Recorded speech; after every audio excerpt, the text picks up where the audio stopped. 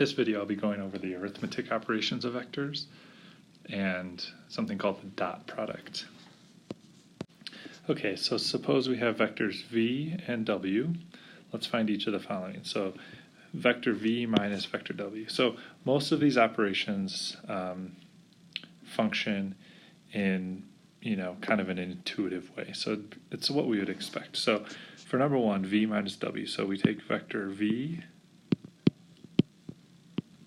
We're going to subtract vector w. So what we do, we can take that subtraction sign and kind of distribute it through. And what we do is we combine the like components. So we combine the horizontal components and then we combine the vertical components. So we'd say negative 1 minus 2 is going to be negative 3.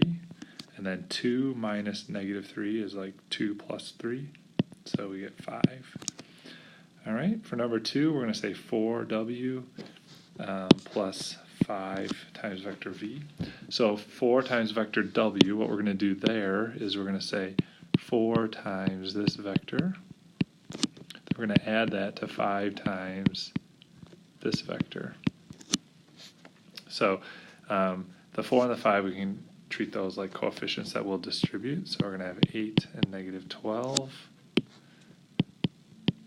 plus negative 5 comma 10. And then we'll combine the like components. So 8 and negative 5 is going to give us 3.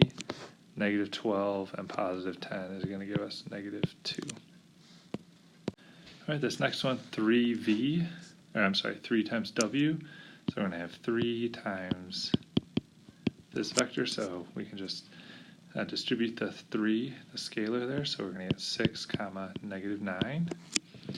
All right, so those first 3, no surprises.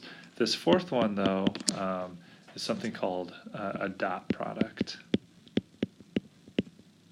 Sometimes it's said that w is dotted with v. So it's kind of like a multiplication, but it's a special case. So let's look at that more closely. Okay, so here's a definition of the dot product. For two vectors, let's call them v and w with those components, the dot product of v and w, written as v dot w, is this right here. So what we're doing is we're taking the horizontal components, multiplying those together, taking the vertical components, multiplying those together, and then we add the result. So the result here is a scalar, which just means it's a magnitude. You can think of it just like a magnitude. So it doesn't have a direction, whereas the individual vectors do have a direction. So one thing we use, actually let's go back to the previous example and figure out what w dotted with v is going to be. Okay, so here are the vectors. V is negative 1 comma 2, w is 2 comma negative 3. So to find this dot product, what we do is we take the horizontal components, so that's negative 1 times 2, and then we're going to add that to the vertical components, 2 times negative 3. And what we end up with is negative 2 minus 6, which is negative 8. So that is the dot product. So kind of the most useful way that we'll use the dot product is to find the angle between two vectors. So how we find the angle between two vectors, let's give a definition first. So if a and b are non-zero vectors and theta is the smallest positive angle between them, then cosine of theta is equal to a dot b, so the dot product divided by the magnitude of a times the magnitude of b. So let's see how this works with an example. Okay, so find the smallest positive angle between the pair of vectors, negative 3 comma 2 and 4 comma 5. I'll go ahead and graph these. So negative 3, 2 is going to be something, let's say like this. And then 4, 5 is going to be something like this. So when we say the smallest positive angle, we want to know what is this angle right here. There's also this angle that is also between those two vectors, but that's not the smallest positive angle. So we want to find the angle that's in blue there. So what we'll do is we will use the formula. So cosine of theta is equal to the dot product. So let's go ahead and find the dot product, and I'm just going to label these vector v, vector w. So v dotted with w. Okay, so we multiply the horizontal components together, so negative 3 times 4 plus 2 times 5. We get negative 12 plus 10. So that comes out to negative 2. So that's going to be in the numerator here. Divided by, well, the magnitude of each vector. So, for vector v, I'm going negative 3 on the horizontal and 2 on the vertical. So this is the magnitude. So we're going to say r squared is equal to 2 squared plus negative 3 squared. We get 13, so r is equal to square root of 13. Actually, I'm not going to write that with the magnitude bars, so square root of 13. And then the other vector, I have 4 and 5. So I want to find this. So r squared is equal to 25 plus 16. So r is going to be square root of 41. So this is square root of 41 down here. So we get cosine of theta is equal to negative 2 divided by square root of 13 times square root of 41. So what we want to do is use the inverse cosine function.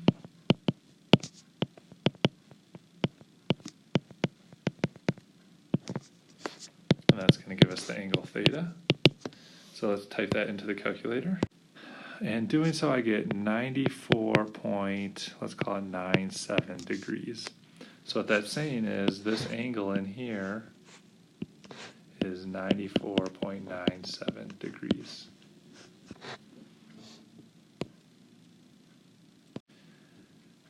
Okay, one last example here.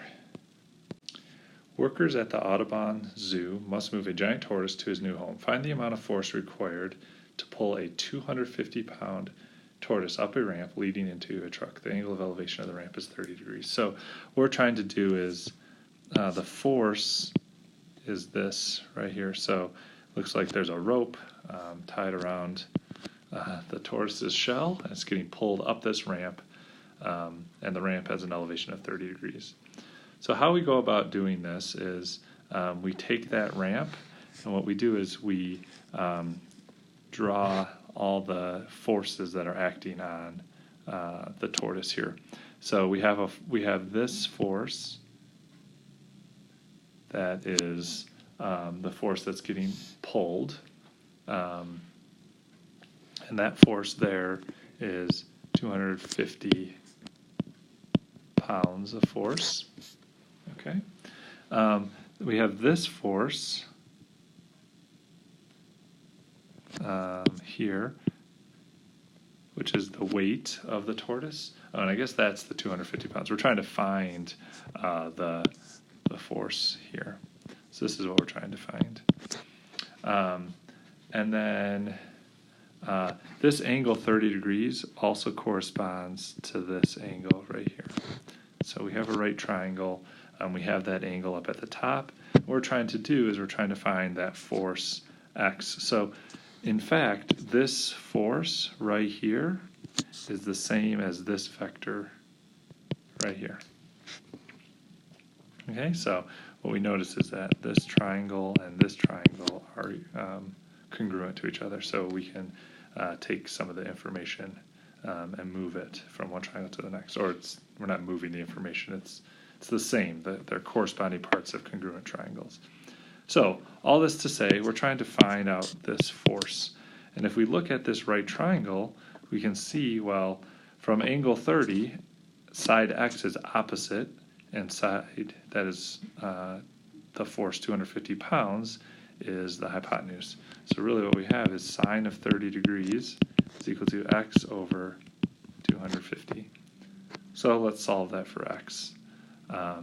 So sine of 30, that's on the unit circle, that's 1/2.